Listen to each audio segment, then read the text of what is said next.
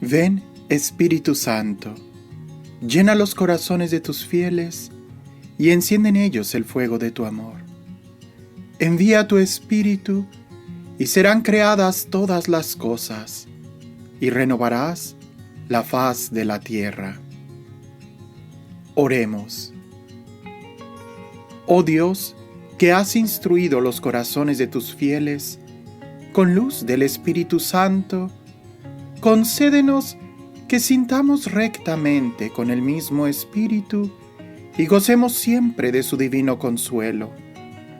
Por Jesucristo nuestro Señor. Amén. Número 2090 del Catecismo de la Iglesia Católica. La esperanza. Cuando Dios se revela y llama al hombre, éste no puede responder plenamente al amor divino por sus propias fuerzas. Debe esperar que Dios le dé la capacidad de devolverle el amor y de obrar conforme a los mandamientos de la caridad. La esperanza es aguardar confiadamente la bendición divina y la bienaventurada visión de Dios. Es también el temor de ofender el amor de Dios y de provocar su castigo. El primer mandamiento se refiere también a los pecados contra la esperanza, que son la desesperación y la presunción. Por desesperación, el hombre deja de esperar de Dios su salvación personal, el auxilio para llegar a ella o el perdón de sus pecados. Se opone a la bondad de Dios, a su justicia, porque el Señor es fiel a sus promesas y a su misericordia. Hay dos clases de presunción.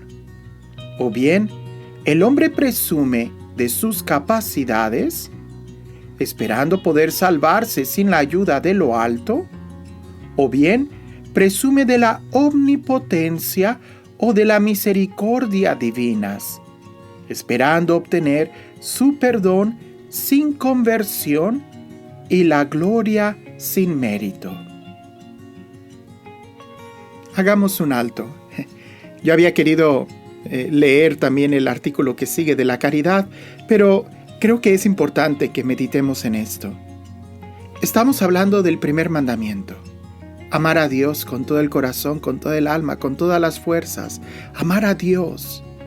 Y aquí el catecismo nos está proponiendo que el amor a Dios implica la fe en Él, la esperanza y la caridad. Por supuesto, sin estas virtudes, pues no pudiéramos amar a Dios.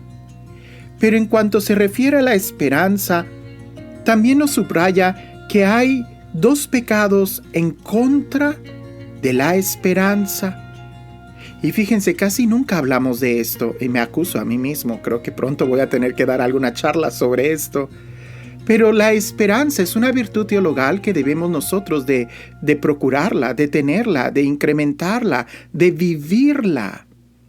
A veces pensamos que la esperanza es la resignación de las cosas y pues ni modo, ¿verdad? Pues ya espérate. No, la esperanza es una virtud, y como virtud es algo activo que nos mueve a amar a Dios, en el sentido de incluso esperar que Él obre en nosotros para que nos dé la capacidad de amar y de obrar conforme a los mandamientos de la caridad.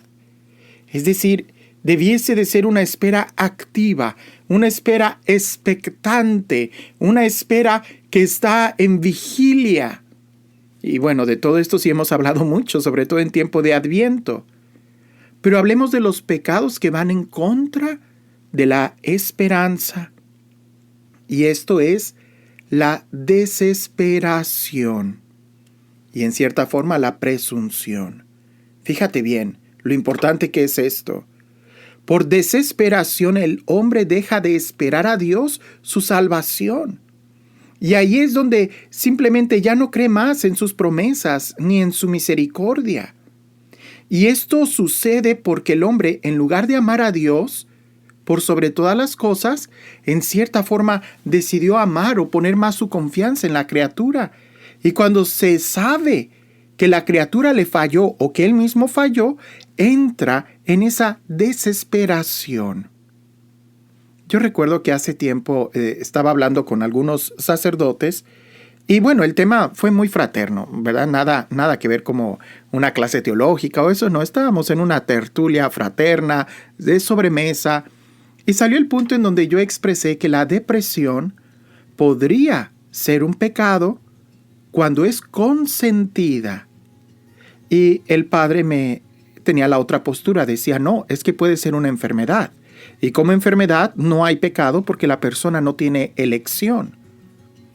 Y ciertamente él está en lo correcto, pero lo que yo decía era cuando es consentida, cuando tú teniendo la libertad de no deprimirte, sino de confiar en Dios, de esperar en Dios, de reconocer que Dios es Dios, y mientras Dios siga estando en su trono y escuche nuestra oración, milagros pueden suceder. Pero cuando dejamos de confiar, cuando dejamos de esperar en Dios y nos ofuscamos en nosotros mismos, pues viene la desesperación, viene la depresión, viene la angustia. Y si esta crece, pues claro que vamos a estar en serios problemas. Por eso incluso amar a Dios por sobre todas las cosas implica, ¿verdad?, el no estar deprimido. No sé, quizás aquí algún teólogo me pudiera ayudar a profundizar más en este sentido, pero si la depresión es no sentir amor, bueno, ¿por qué tendrías que sentir amor? Nuestro trabajo es amar a Dios. Y en tal caso, más bien somos nosotros los que debemos de amar a Dios, no esperar su amor. Y bueno, en ese sentido, el esperar su amor, el esperar el amor de Dios, pues es la virtud de la esperanza. Y cuando ya no está esta esperanza, entonces te sientes deprimido, ¿verdad? Sin amor, vacío. De ahí que es importante enfatizar esto. Y también el otro pecado contra la esperanza es la presunción, el exagerar la misericordia de Dios, el de una u otra forma, el presumir, ¿verdad?, que Dios como quiera me va a perdonar sin yo esperarlo, sin yo buscarlo, sin yo merecerlo, ¿verdad? Y en ese sentido, cuando no hay una conversión, cuando queremos la gloria sin ningún mérito nuestro, pues estamos en un grave error. Ya anteriormente habíamos subrayado que la salvación viene por Cristo. De eso no nos quepa la menor duda. Pero esa salvación nosotros la adquirimos cuando lo aceptamos a Él. Y cuando lo aceptamos a Él, aceptamos vivir conforme Él nos invita a vivir. De lo contrario, no lo hemos aceptado. Y al no aceptarlo, pues seguimos condenados. ¿Te das cuenta? Todo esto está tan unido que nos invita a llevar una vida de fe, una vida plena. No se trata de que confiemos en nuestras fuerzas, es que confiamos en Él. Y aunque fallemos, sabemos que tenemos quien nos defienda, porque confiamos en Él, pero esta confianza nos lleva a vivir de acuerdo como Él nos pide que vivamos. Importante entender esto de la esperanza para poder vivir mejor nuestra fe.